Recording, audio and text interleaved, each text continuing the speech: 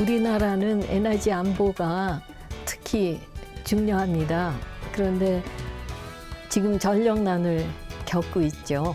그래서 원자력 발전에 대해서 과연 무엇을 어떻게 해야 되는가, 이게 참 중요한 시점입니다. 그래서 오늘 이 자리에서 국제적인 동향도 살펴보고 우리가 무엇을 어떻게 해야 되는가, 이런 토론을 하게 된 것이죠.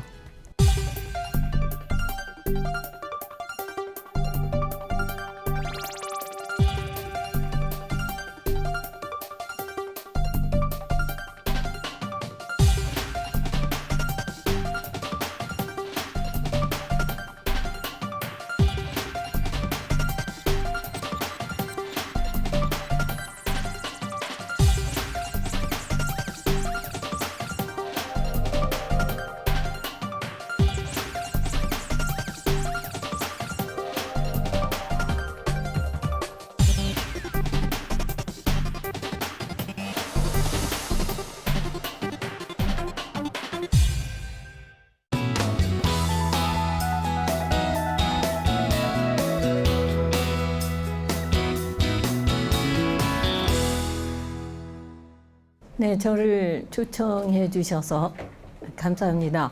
원자력, 국제적인 분야입니다. 때문에 세계가 이 원자력을 어떻게 하고 있는가, 세계적 동향이 어떤가, 이걸 볼 필요가 있습니다. 그러나 그것만으로는 안 됩니다. 우리의 특수한 상황에서 우리 원자력 여건은 어떤가, 이걸 봐야 됩니다. 그 두 가지를 잘 들여다보면 답은 사실 없는 게 아닙니다. 길이 보입니다. 그러나 문제는 몇몇 사람이 그 내용을 안다고 해서 어떤 결론에 도달한 것을 이것이 답이다, 이대로 하자, 이렇게 얘기해서는 진행이 안 되는 것이 원자력이라는 점을 유념할 필요가 있다는 것을 말씀드리고 싶습니다. 즉, 우리나라의 상황에서 가장 적합한 답을 함께 찾아내야 한다. 바로 그렇게 찾아낼 수 있는 능력, 역량을 갖췄는가. 이게 한국의 앞으로 원자력의 과제이자 그야말로 핵심적인 조건이라고 생각을 합니다. 밤에 얼마나 불을 밝히고 있나, 지구가. 근데 저기서 보시는 것처럼 경제 선진국에서 이 아래 그림에서 보시는 바와 같이 원자력 발전을 많이 하고 있다라는 사실을 확인하실 수 있습니다. 전력은 계속 수요가 증가할 것으로 예상하고 있습니다. 그 중에 선진국의 전력 수요는 둔화되고 개발도상국, 특히 아시아 지역의 전력 수요가 급격히 증가할 것으로 예상이 됩니다. 그리고 전력 가격, 에너지 가격은 앞으로 계속 오를 것으로 전망이 됩니다. 현재 2010년 기준입니다. 이것은 뉴클레어 원자력의 발전 비중으로 보면 13%입니다. 따라서 전체 에너지의 사용에서의 원자력의 비중만 보면 비중이 훨씬 더 떨어지죠. 몇 %밖에 되질 않습니다. 이 원자력에 반대하는 쪽에서 강조하는 것은 전체 에너지 비중으로 볼 때 원자력의 비중이 낮기 때문에 이것을 더 줄여간다는 것이 큰 문제가 아니다, 이런 논리가 나오고 있습니다. 현재 원전을 가동하고 있는 국가, 가동국이 몇 개국인지 혹시 아십니까? 30개국이었는데 한 2년 전에 이란이 들어왔기 때문에 31개국이 됐습니다. 후쿠시마 사고에도 불구하고 원자력은 가고 있구나 하는 데이터를 보여주고 있습니다. 자, 이것을 다시 정리를 했습니다. 가장 원자로 기수가 많은 나라부터 쭉 나열을 했습니다. 미국이 바로 전에 데이터 지난 1월까지만 해도 104기였는데 지금 7월은 100기입니다. 이런 순서로 쭉 나오고 있고, 이건 설비 용량입니다. 리액터 수, 그 다음에 부지 수, 원자력의 비중 등등 이 데이터를 보시고, 이 뒷부분은 최종 관리 정책을 어떻게 택했느냐 하는 것을 보여드리는 표입니다. 여기서 보시면은 지금 두 개의 빈칸이 있습니다. 미국과 한국은 최종 관리 정책을 대강은 미국의 경우도 직접 처분 쪽으로 정하고는 있지만 아직 확실하게 정하지 않았다 하는 것을 보실 수가 있고, 여기서 보시는 것처럼 원자력 발전량으로 보면 미국, 프랑스, 러시아, 일본, 한국 이런 식으로 해서 이렇게 그래프가 그려지고, 이 뒤에 있는 국가들은 사실상 사용 해결료 처리에 대해서, 관리에 대해서 아직은 염려할 단계가 아니죠. 수저에 넣고 있으면 되는 그러한 국가들이 더 많다는 것을 보실 수가 있습니다. 자, 그러면 지금 짓고 있는 나라들은 어떤가? 지금 데이터입니다. 지금 7월 기준으로 중국을 보십시오. 28기를 지금 짓고 있습니다. 13기 돌리고 있는데 그거보다 2배가 넘는 28기를 짓고 있습니다. 한국도 5기입니다. 이런 순서로 지금 짓고 있다 하는 것이고요. 왜 원자력인가? 기후변화에 대응하기 위해서. 이것이 20세기의 시대적 명분이었죠. 20세기 말부터 21세기의 시대적 명분이었습니다. 바로 이렇게 기상이변 중에서 냉해 그리고 급격한 기상변화, 이것을 막아야 한다 하는 것이 명분이었고, 그래서 다른 에너지원을 대체하는 노력을 하면서 재생에너지를 도입하는 선진국들이 늘어가고 있습니다. 기저부하 담당한다, 온실가스 덜 낸다, 적어도 발전 과정에서는 내지 않는다, 연료 가격이 비교적 싸다. 단 초기 비용은 엄청나게 투자되어야 하지만 발전 과정에서는 비교적 가격 경쟁력이 아주 좋다, 면적을 덜 잡는다, 이러한 이유였습니다. 자, 그러면 원자력 발전이 처음에 어떻게 도입되었는가? 평화적 이용, 첫 번째는 노틸러스 잠수함이었습니다. 이렇게 원자력 발전이 확대 보급되는 과정에서 70년대 서구에서는 반핵 운동이 일어났습니다. 처음에는 반 원자폭탄이었고, 그 다음에 원자력 발전에 대한 여러 가지 우려가 나왔는데, 사고, 폐기물, 비용 높다, 테러 어떡하냐, 그리고 거기에서 나오는 플루토늄으로 핵 확산을 어떻게 할 거냐, 이게 핵심 이슈입니다. 처음부터 지금까지 핵심 이슈입니다. 거기에 결정적으로 타격을 입힌 것이 3건의 대형 원자력 사고입니다. TMI 사고는 인명피해 없었습니다. 그러나 최고의 기술 강국 미국에서 이런 사고가 났다 하는 것이 충격이었습니다. 체르노빌, 이거는 인재, 분명한 인재이고 기술의 결함이었고, 그래서 그 타격으로 해서 체르노빌 이후에 여기 주요국, EIA 국가들의 원자력 발전의 비중이 완전히 그 플라토를 이루고 있는 것을 보실 수가 있습니다. 이 TMI 사고 난 뒤에도 미국은 건설 중이던 거 몇 개만 건설하고서 계획을 다 포기를 시켰습니다. 그 이후에 미국이 원자력 발전소를 다시 짓는 허가를 낸 것이 2012년입니다. 30여 년 동안 짓질 않았습니다. 그래서 결국 지금 최근까지 2011년 후쿠시마 사고 날 때까지 원자력 발전의 비중이 저렇게 약간 하향세를 보이고 있었다.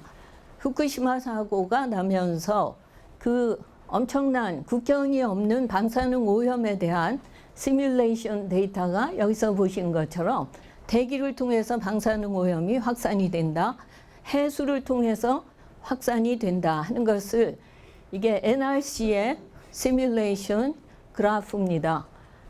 이것이 중국이 지금 180여 개, 100수십 개의 건설 계획을 갖고 있습니다. 중국은 재생에너지도 늘리고 다 늘리고 있습니다만 워낙 엄청나게 전기에너지 수요가 높기 때문에 원자력도 역시 이렇게 확대를 하고 있습니다. 자, 이것은 만약에 중국에서 사고가 나는 경우에 어떻게 될까? 편서풍 때문에 이렇게 될 것이다. 시뮬레이션입니다. 후쿠시마 사고 난 후에 여론조사, 수많은 여론조사가 다국적으로 이루어졌습니다. 흥미있는 사실은 한국이 비교적 일반 국민의 원전 선호도는 괜찮은 편입니다. 그러나 또 한편으로 사고 난 뒤에 찬성해서 반대로 바뀌었다 하는 여론 비율이 가장 높은 나라도 한국이었습니다. 그러나 여전히 높습니다. 그런데 흥미있는 사실은 원전을 갖고 있는 국가의 국민들이 원전에 대한 찬성률이 좋고 갖고 있지 않은 나라가 반대 비율이 높다 하는 사실은 거의 일관성 있게 나오고 있습니다. 대중이 원자력을 어떻게 받는가 하는 거에서 흥미있는 사실은 나라마다 다르다, 시기마다 다르다 하는 겁니다. 미국하고 영국이 굉장히 높습니다. 그리고 독일과 멕시코, 일본, 여기가 매우 사고로 인해서 원전에 대한 반대 여론이 높아진 것을 확인할 수가 있습니다. 전문가와 일반인 사이에 원자력 안전에 대한 인식의 차이가 상당히 난다. 여성과 남성 사이에 마찬가지로 인식의 차이가 상당히 크다. 거의 반토막입니다. 서양이나 동양이나 마찬가지입니다. 왜 그럴까요? 네, 논문도 있습니다.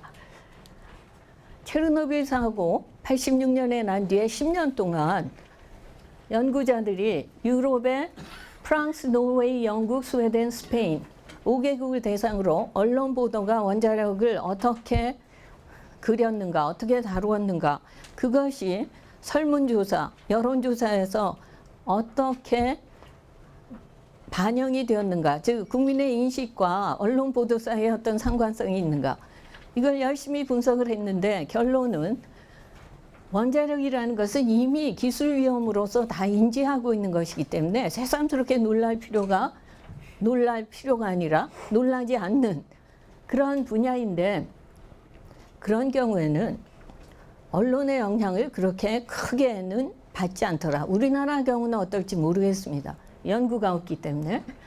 그런데 그럼 무슨 영향을 받느냐? 정부에 대한 신뢰의 영향을 더 크게 받는다. 이것이 이 연구자들의 결론입니다.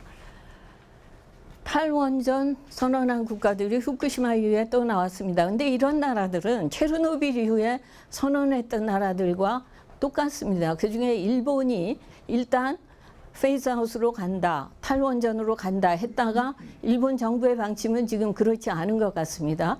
표명을 확실하게 하지는 않은 단계입니다만, 그러면 그들 국가가 탈원전을 계획대로 시행했는가? 계획대로 시행한 나라는 하나도 없습니다. 차질이 있었습니다. 왜냐? 전기 에너지 수요를 대체할 다른 방안이 현실적으로 마땅치 않았기 때문입니다. 그런데 지금 이 나라들이 다시 선언을 하고 이런 방향으로 정책을 전환을 하고 있습니다. 궁금했습니다. 이 나라의 특성이 뭔가, 공통점. GDP per capita 1인당 국민소득이 지금 5만 불, 7만 불, 4만 불 넘는 그런 국가들입니다. 그리고 원자력 의존도가 상당히 또 높은 국가들입니다. 그런데 들여다보니까 새로운 에너지원에 대한 기술력과 경쟁력이 강한 나라입니다. 그러니까 시장 선점하는 그런 전략과 맞물려 있다는 것을 확인할 수가 있습니다. 국민의식이 안전이 더 우선이다. 이제 경제적으로는 다 성장했고, 그리고 전력 수요 증가가 둔화가 된 것이 특징입니다. 이런 특징 속에서 결국 선진 경제가 구현된 그러한 상황에서 페이즈아웃이 되고 있구나 하는 감을 잡을 수가 있다는 겁니다. 원자력 르네상스가 온다라고 말하던 시절에 나온 논문을 제가 자세히 들여다보았습니다. 그랬더니 너무나 초기 비용이 많이 든다. 너무나 처리 비용이 많이 든다. 사용 후 해결료 관리, 그리고 폐로.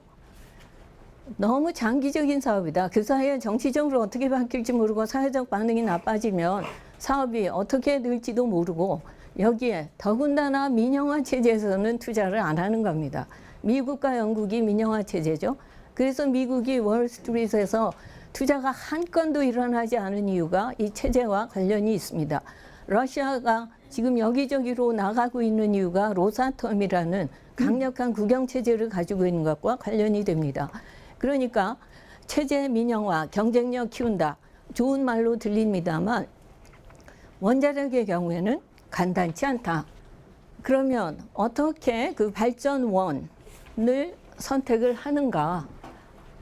비용이 문제고 자원을 얼마나 쉽게 획득할 수 있는가가 문제고 다원화를 또 할 수밖에 없고 그리고 초기 자본 투자 할 수 있느냐 그리고 공비, 건설비는 얼마나 드느냐 시간은 얼마나 걸리느냐 퍼블릭 트러스트 국민이 이것을 지지해 주느냐 이 모든 것이 다 박자가 맞아야 된다는 것이죠.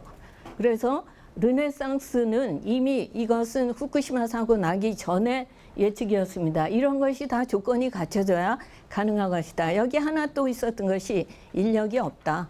전문 인력이 이 분야로 진출을 하지 않아서 러시아니 프랑스니 다 너무나 이제는 은퇴하는 나이고 새로운 사람들을 키우지 못했다. 이걸 가장 큰 문제로 지적을 하고 있었습니다. 앞으로 그런 기술 개발이 여러 가지 진행이 되고 있지만 다 지금 예정보다 늦어지고 있습니다. 그래서 언제 될 것이다 하는 확실한 믿음이 없는 상태라는 것이 정확한 것 같습니다. 결국 우리나라가 지금 당면하고 있는 사용후 해결료 관리 정책을 어떻게 할 것이냐, 중간 관리를 어떻게 할 것이냐 이거 놓고 뭔가를 결정을 해야 되는 이런 막다른 고비에 이르렀는데 왜냐하면 이것은 다 국제적인 분야라 특별히 튀어나게 뭘 할 수 있는 게 아니고 기준을 다 국제 기준에 똑같이 맞춰야 하기 때문에 그래서 들여다보니까 미국이 백기를 지금 현재 돌리고 있으면서 재처리를 하고 있지 않습니다. 재처리를 하고 있는 나라들 최종 관리 정책 어떻게 할 것이냐 이 데이터를 다시 보시면 정리를 하면 재처리를 그 NPT 74년에 NPT를 협약 체결하면서 NPT에서 재처리를 허용한 국가는 핵무기 보유 국가였습니다. 거기에 하나 끼어든 나라가 일본이었습니다. 80년대 말에 미일 원자력 협정을 개정을 하면서 일본이 핵무기 보유국이 아니면서 했습니다. 영국은 직접 처분으로 전환을 했습니다. 영국에서 전문가, 바로 이 분야 전문가 두 분이 와서 며칠 전에 카이스트에서 토론을 했습니다. 제가 물었습니다. 확실하게 직접 처분으로 돌아왔다고 그렇게 말을 했기 때문에 프랑스처럼 그렇게 재처리를 전면적으로 하는 국가도 있는데 영국은 왜 그렇게 했느냐 등등 물었습니다. 그랬더니 경제성 없고 그렇게 하느니 그냥 사서 하는 게 지금 해결료 가격으로 예상컨대 그게 낫다 등등의 얘기를 했습니다. 직접 처분하는 국가 땅이 넓고 안반이 잘 발달되어 있는 제가 스웨덴에 5월 말에 다녀왔습니다.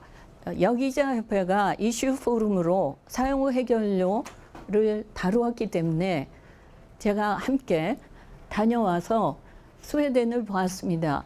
세계적으로 최종 관리에 성공한 모범 사례로서 스웨덴과 핀란드를 들고 있습니다. 물론 스페인도 부지 선정은 했지만 스웨덴에 가서 보니까 거기에도 역시 시행착오가 있었습니다. 우리나라가 원자력 발전의 정책 때문에 이렇게 원자력계로서는 또는 정부로서는 고생이 막심하고 국민으로서는 불안하고 그래서 그 과정에서 정책이 오락가락하고 이렇게 된 것은 한국의 특별한 고유 상황이 아닙니다. 한국에만 있는 상황이 아닙니다. 선진국도 다 겪을 대로 겪었고 그래서 오늘에 이루고 있는데 시행착오를 거듭한 끝에 결국은 주민과 함께 만들어간다 하는 개방형 체제로서 성공 모델을 만들어냈습니다. 네, 우리나라 원자력 발전 도입사 네, 한빛 한울 이름을 바꿔서 제가 혼동이 되는데 여하튼 이렇습니다. 한빛, 영광, 울진, 한울 그렇게 해서 지금 23기가 돌아가고 있고 우리나라의 문제는 뭐냐? 리뉴어블 에너지, 재생에너지 비중이 너무 낮아도 너무 낮습니다. 2%가 안 됩니다. 후쿠시마 사고 난 뒤에 도하 서점에 반핵 서적들이 많이 나왔습니다. 일본 번역판들도 있고. 그래서 한 10권쯤을 골라가지고 전부 다 분석을 했습니다. 논리가 무엇인가?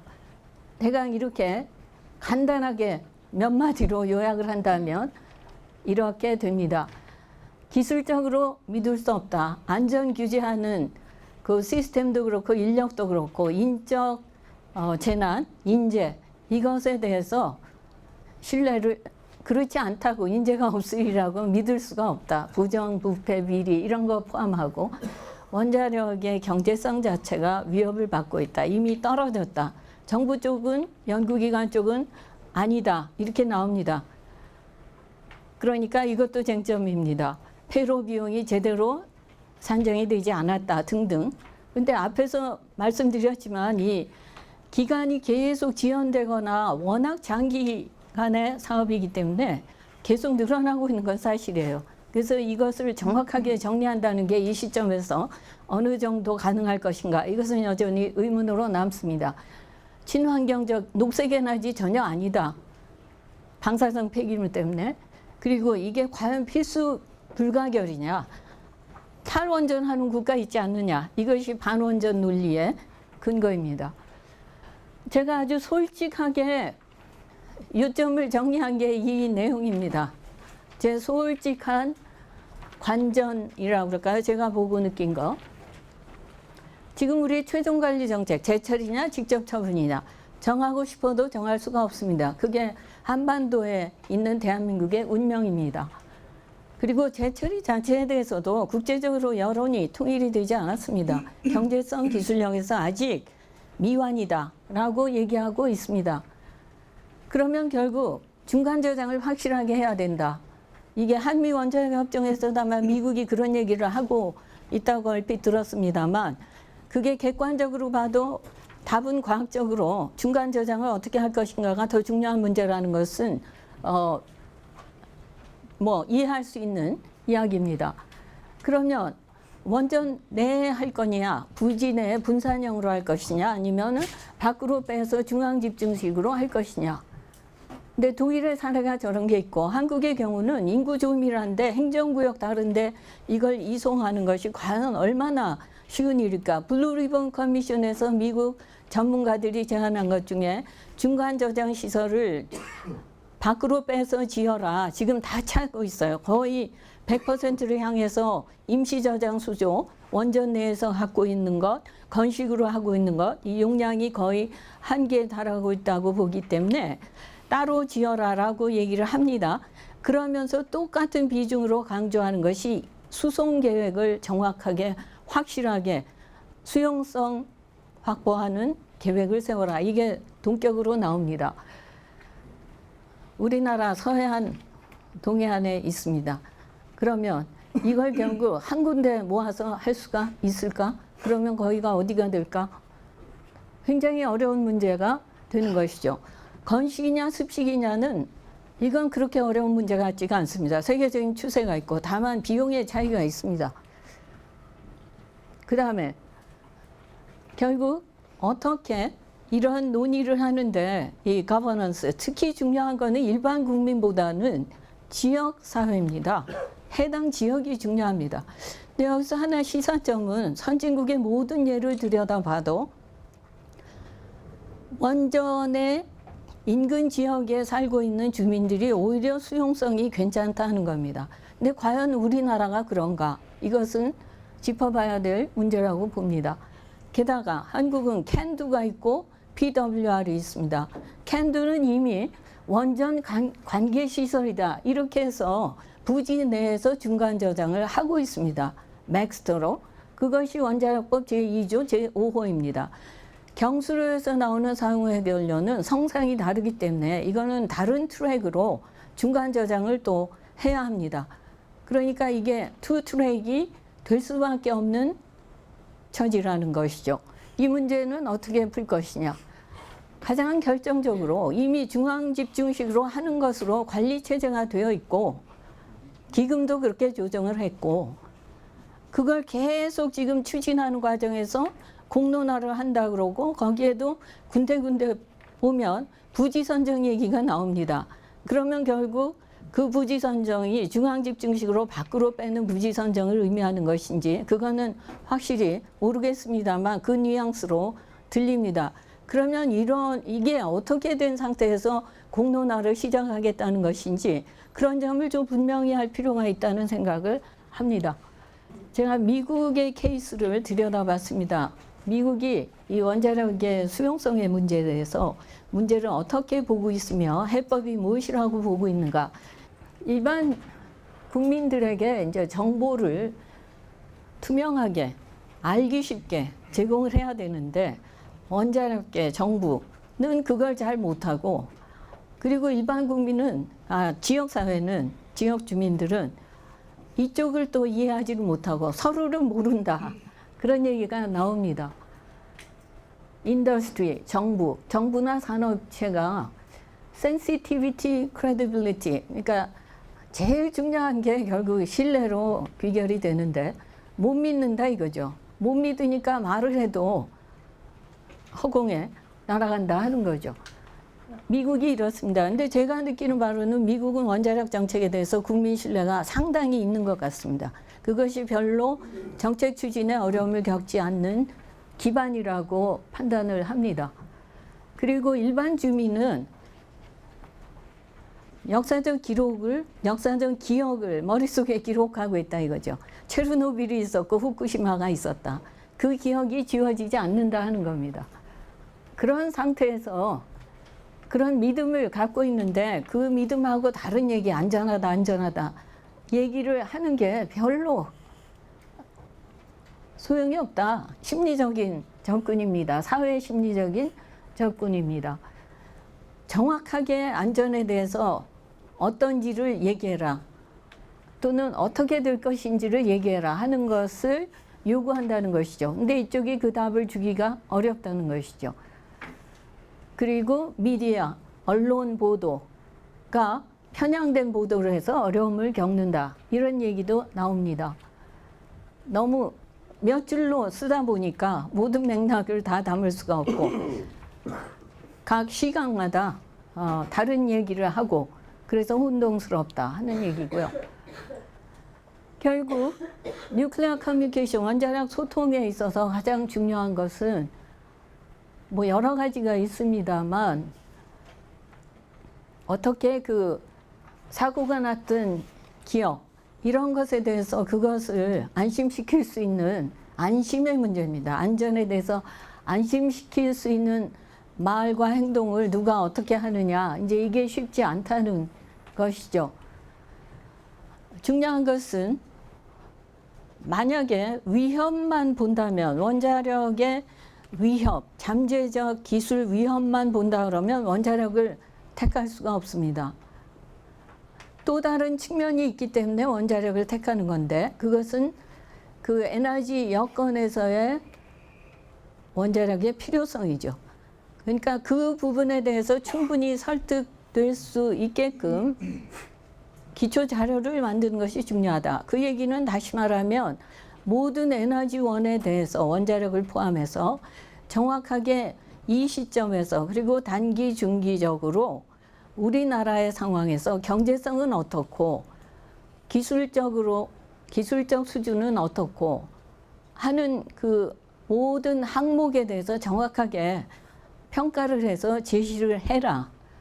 그게 제 답입니다. 그래서 결국 라이프 사이클 어세스먼트, 이 에너지는 이렇게 처음에 원료 채취에서부터 끝에 다 버리고 나서 처분하는 데까지 그 전체 라이프 사이클에 걸쳐서 전주기 수명에 걸쳐서 어떠하다 하는 것을 충분히 납득할 수 있게끔 근거를 제시하되 그것이 알기 쉬운 말로 해야 된다는 거죠. 그것을 기초로 에너지 기본계획도 세우고 거기도 역시 공론화라는 개념이 중요한데 단순히 공청회 한다고 몇 명 모여가지고 하는 그런 것이 아니라 어떻게 이런 공론화를 실질적으로 했다고 느낄 만큼 하느냐, 이것이 과제라고 봅니다.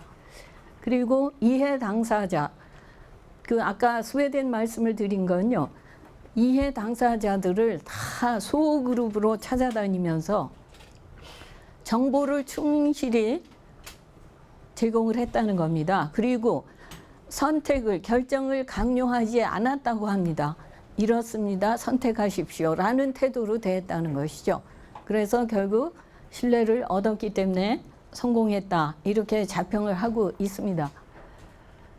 네, 원자력의 과제. 앞에서 이미 말씀을 드렸는데, 원자력 안전 규제에서 특히 유의해야 할 것이 기술적으로는 이게 안전합니다. 그리고 이 세상 기술 중에 어느 것이 완벽하게 100% 안전한 기술이 어디 있습니까? 우린 도처에 기술적 위험을 안고 사는 기술 위험 사회에 살고 있습니다. 그중에 원자력의 경우는 사고의 빈도가 매우 적다고 하더라도 그 충격, 부정적 영향이 너무나 크기 때문에 공포, 기술 위험의 가장 대표적인 산업 분야입니다. 따라서 안전이 그 어느 분야보다도 중요합니다. 그렇기 때문에 그 안전에 대해서 안전 규제 기관, 사람들이 주민의 편에서 주민의 안전을 위해서, 지역사회의 안전을 위해서 일한다는 믿음을 주는 것이 중요합니다.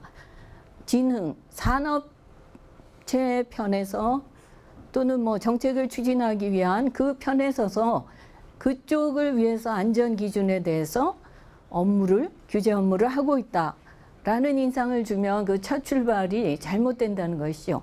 그래서 어떻게 그렇게 바꿀 수가 있겠느냐, 이것이 과제라는 생각을 합니다. 그리고 원자력계는 상당히 닫혀있는 분야였습니다. 미국에서 원자탄 개발하고 그것을 상업 발전으로 발전을 시키고, 이런 과정에서도 보면 그 원자탄 개발하고 나서 많은 에피소드가 있는데 그 청문회가 수없이 이어지고, 그때 나온 글 중에 그런 게 있습니다.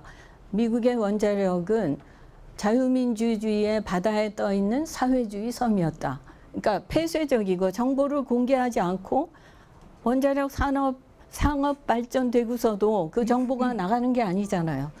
원자력 발전소 시찰 가시면 굉장히 그 방사능의 위협으로부터 보호하기 위한 보안도 있고, 정보의 공개를 막아야 되는 보안도 있고, 보안의 분야입니다. 그렇기 때문에 그리고 소수 전문가의 전유물이라는 생각이 되어 있고, 실제 원자력 학과가 소수고 지금 6개 대학으로 알고 있습니다만, 원자력 산업이라고 하면 실제 거기 종사하는 인력에서 실제로 원자력 전공은 10분의 1이 안 되는 것으로 알고 있습니다. 종합 분야입니다. 그런데 이렇게 아주 고도의 전문성이 필요한 이 분야에서 그 보안을 중시하는, 안보를 중시하는 이러한 일을 하다 보면 그 나름대로의 조직 문화라는 게 생기지 않을 수가 없습니다. 집단 사고라고도 얘기를 하죠.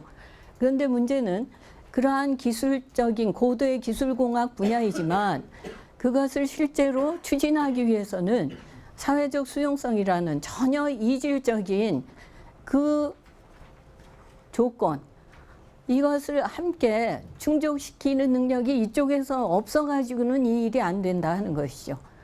그러니까 그야말로 이건 발상의 전환이고 패러다임의 전환이 필요하다는 말씀을 드릴 수밖에 없습니다. 근데 저는 우리 원자력에 대해서 제가 이렇게 자꾸 관심을 갖게 된 여러 가지 이유가 있습니다만, 우리나라가 에너지 부존 자원 정말 없습니다. 97% 해외 의존도를 갖고 있는 나라인데, 결과적으로 지금 갖고 있는 기술이 있죠. 원자력 기술 아닙니까? 자립도를 성취를 했지 않습니까? 그러니까 에너지가 이렇게 중요한, 정말 굉장히 중요한 변수로 등장한 이 글로벌 환경에서 우리가 갖고 있는 이 기술을 어떻게 최대한 살리면서 에너지 안보 문제를 해결할 수 있을 것인가, 이것이 궁극적인 질문입니다. 궁극적인 과제입니다. 그런 점에서 이 문제를 다루었으면 좋겠다 하는 생각을 합니다. 요새 원자력 비리, 뭐 마피아 이런 얘기 나옵니다만 저는 어느 특정 집단, 특정 대학 출신이 마피아다 이런 말씀은 드린 적은 없고요.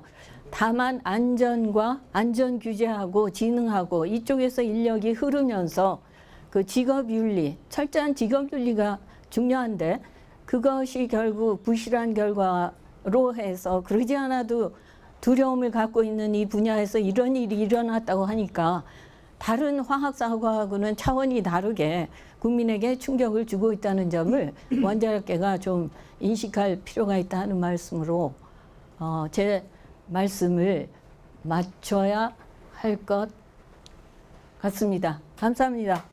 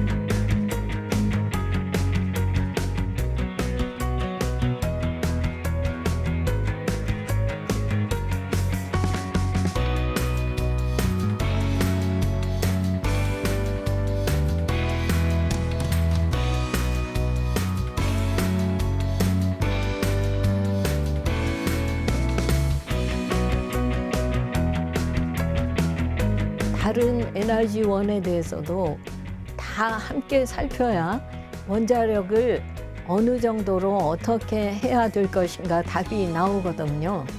그렇기 때문에 에너지 기본계획에서 무엇을 다루어야 하며 또 그러한 계획 내용에 대해서 우리 국민들이 좀 이해할 수 있게 그런 과정을 거치는 것이 필요하다고 보거든요. 공론화라는 말을 하는데요. 지금 확실한 과학적 근거를 갖고 중기적 또 단기적, 장기적으로 어떻게 가야 되는가 이것에 대해서 어느 정도의 사회적 합의 이런 걸 좀 만들어 가면서 정책을 기본 계획을 결정을 해야 된다라고 생각을 합니다.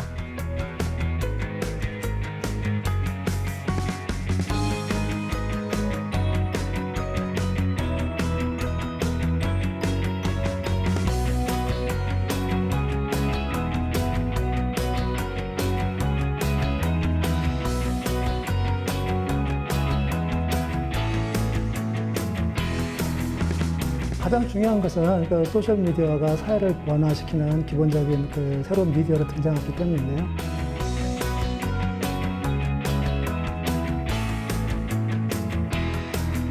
소셜 미디어를 이용한 선거가 개방이 됐습니다.